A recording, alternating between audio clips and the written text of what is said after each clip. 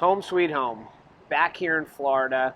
We've realized at this point that every week can't be the beach. It's not going to be Florida. We're not going to have abundant sunshine. Heck, we don't even have sunshine today. But it's also not going to be some of the other places that El Jefe sent us. We've been in the desert lately. We have been wandering through Huntsville, Alabama, and I'm just happy to be home.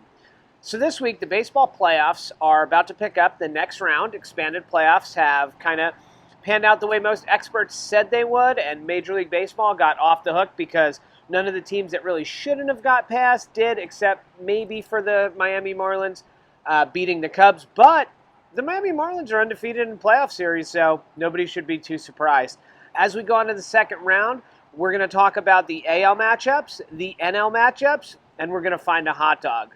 This week on Behind the Dish with your food guy, Michael, for Ballnine.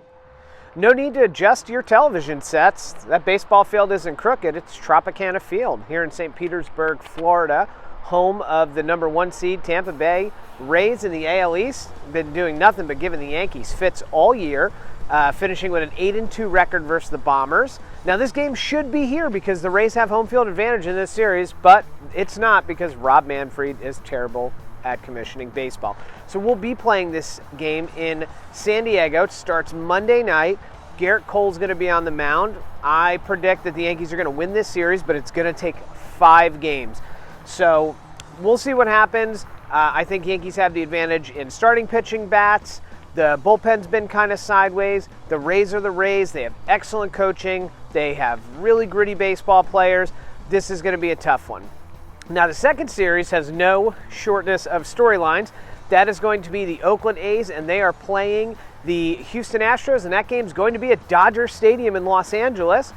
These guys have a ton of storylines that they could go into this game, whether it be the Mike Fierce storyline and the cheating Astros with the trash can banging. It could be the CC Sabathia interview this week calling Correa a clown. I mean, this one's going to be must-see TV. The A's have a rotation. The bats definitely belong to the Astros.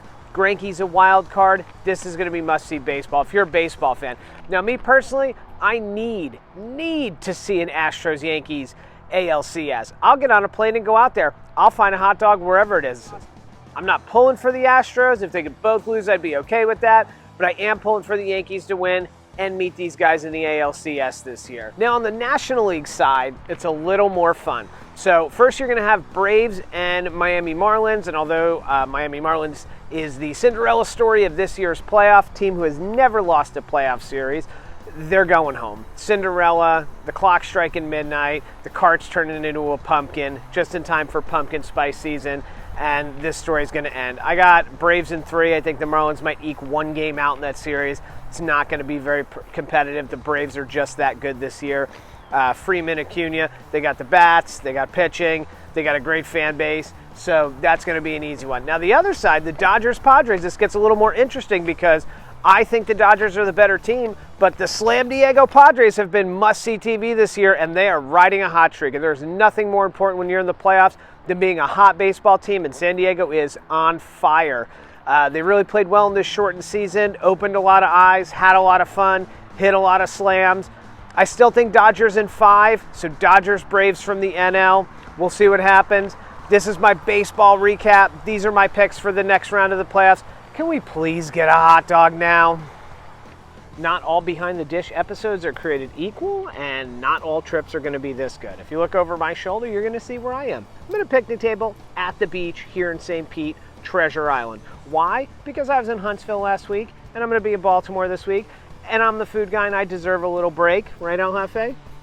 So anyway, we found a place down here called Dixie's Doghouse. It's been around since 1970, and they serve Vienna beef hot dogs, our favorites. We love those guys. They snap. Chicago style is always a win, but we switched it up a little this week. I walked in, I asked the guy like I always do, I said, hey, what's your best hot dog? And he said, the Chicago dog. Well, we've done too many on the show. So this week, we started off with a simple dog, and then we got one of their luxury dogs. We'll see how it goes. All right, so the first hot dog we are going to try today is going to be a Vienna beef link. It's got sauerkraut, which we've never done on Behind the Dish before, and yellow mustard. And I'm a big sauerkraut fan. I don't know how we've made it this many episodes without giving this a try. snap so you know it's good. Got a steamed bun with this one. Sauerkraut's perfect. Right amount of mustard. This is an excellent hot dog. Really a favorite of the food guys. Sometimes you just got simple. They all can't be chili cheese, nerd, cotton candy monster dogs, right? Sometimes you just need a ballpark style hot dog, and this does a great job. Our second hot dog this week is recommended by the kid at the counter. Nice kid. Is the chili cheese dog. We've done a bunch of these. This one's a little different. It has shredded cheese. We went the original link. Beanless chili. You know your food guy hates beans.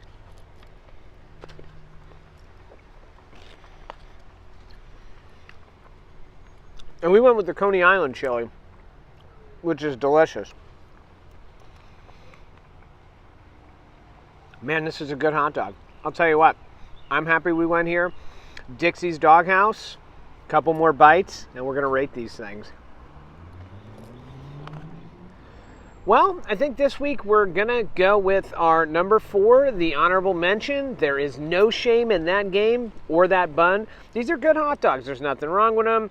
I wouldn't drive 45 minutes again to have them, but if I was in town, I would absolutely stop at Dixie's. The place is cute. The food is solid. The views, I'm 5 minutes from the place and I'm on the beach. So stay tuned. Stay hungry. I'm your food guy for Ballnine, behind the dish, Dixie's Hot Dogs. Number 4, honorable mention. And we'll be back next week with something new. Who knows where El Jefe's going to send me at this point, man? Not me.